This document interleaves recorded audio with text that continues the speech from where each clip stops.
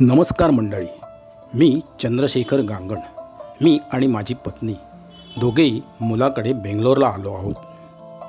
आज रविवार असल्यामुळे मुलाला सुट्टी आहे. मुलगा म्हणाला, बाबा आज आपण बाहेर जेवायला जाऊ आणि मग फिरायला पण जाऊ.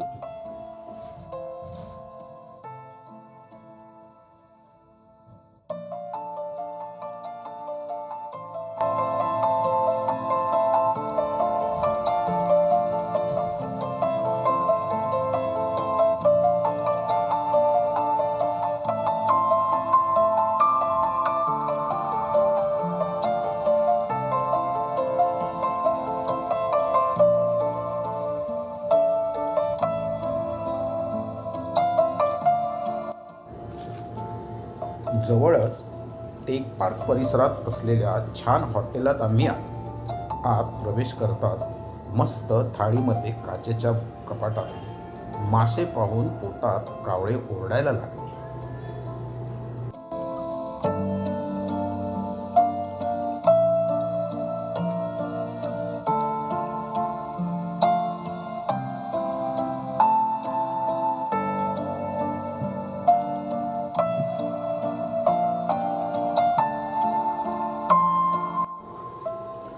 मुलाने माझ्या हातात मेनू कार्ड देऊन सांगितलं, बाबा तुम्हा दोघांना जे काही खायचं आहे ते ऑर्डर करा आणि पोटभर जेवा आणि मग आपण बेंगलोरमध्ये सुंदर निसर्गरम्य वातावरणात असलेल्या कब्बन पार्कमध्ये जाऊ.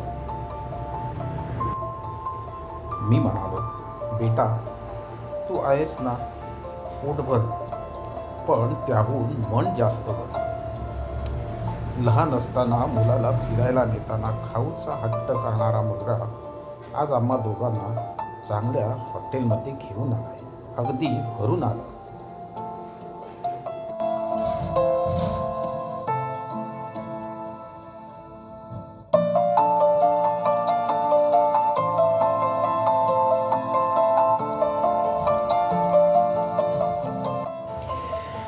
जेवण झालं, पोटाबरोबर मनही भरलं होतं. कब्बन पार्कला जाण्यासाठी रिक्षाने कृष्णराजपूर मेट्रो स्टेशनकडे रवाना झालो.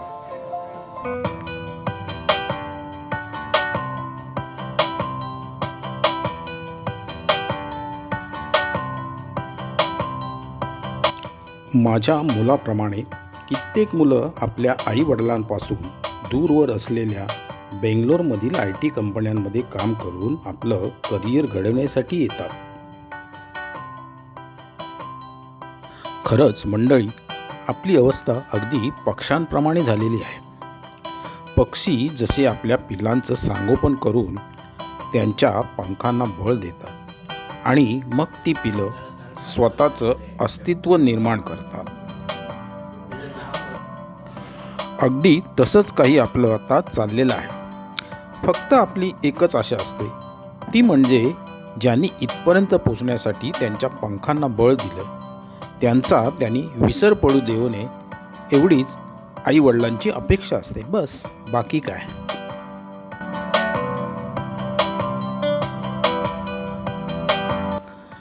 कृष्णराजपुरम ते कब्बन पार्क. आज मेट्रो ड्रायव्हर माझा मुलगा आहे. 25 वर्षापूर्वी त्याला शाळेत सोडायचो. आज तो आम्हाला पर्यटन घडवतो आहे. वेळ किती पटकन बदलतो ना.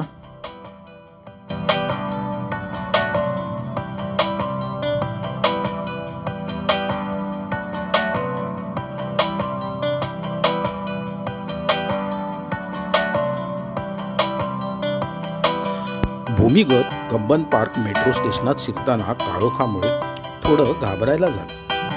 पण मेट्रो स्टेशनाच्या बाहेर पडताच समोर संपूर्ण भारतीय बनावटीचे लढाऊ विमान तेजस दृष्टीस पडले. तेजस म्हणजेच तेजोमय किंवा प्रकाश. तसेच आपल्या जीवनात किती अंधकार आला तरी शेवटी प्रकाश हा येणारच. मग आपल्या जीवनात येणाऱ्या अंधकाराला का बरं घाबरायचं.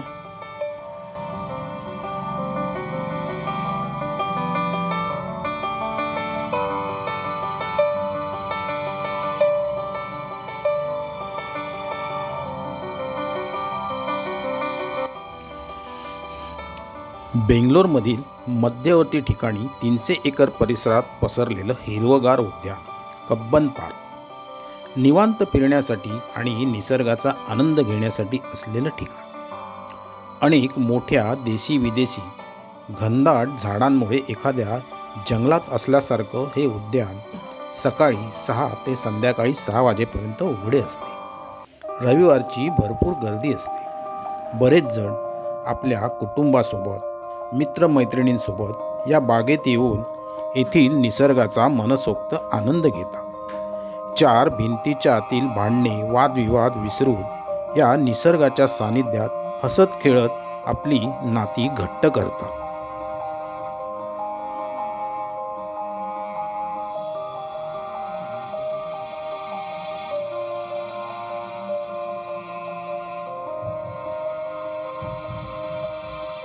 मुलाबरोबर या कब्बन पार्कच्या निसर्गरम्य वातावरणात फिरताना एक जाणीव झाली. निसर्ग आणि मानवाचं नाते किती अतूट आहे. निसर्ग आपल्याला हवा, पाणी, अन्न आणि निवारा देऊन जगवतो. तो केवळ एक संसाधन नसून तो माणसाचा पहिला सोबती व मार्गदर्शक आहे. म्हणूनच हा निसर्ग आपल्याला जपायला हवा. त्याचप्रमाणे आपली नाती देखील टिकवायला हवी. कारण निसर्गाशी जुळलेली नाती अधिक आनंदी आणि दीर्घायुषी असतात.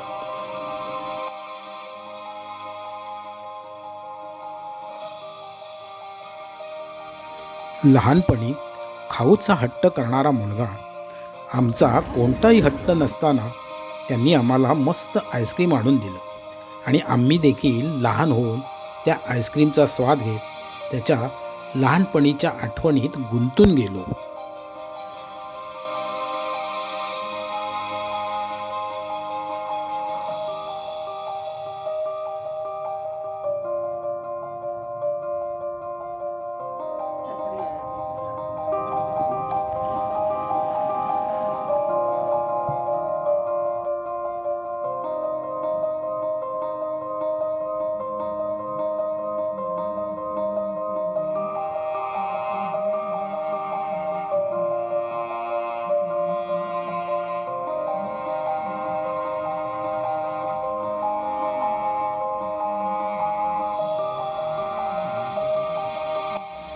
काळ किती पटकन पुढे सरकतो ना.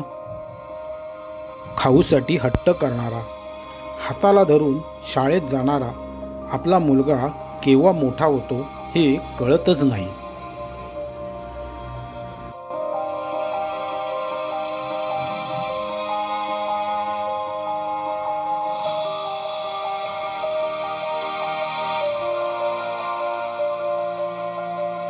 घरी परतताना कळलं, आज मुलाबरोबर छान हॉटेलमध्ये जेवण किंवा कब्बन पार्कसारखं पर्यटन स्थळ फिरलो नाही, तर आम्ही दोघे फक्त मुलासोबत एक दिवस जगलो.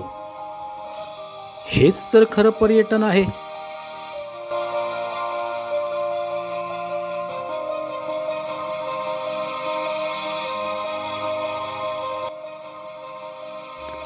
मंडळी, निसर्ग जपा व नाती देखील टिकवा. काळजी घ्या आपली व आपल्या कुटुंबाची.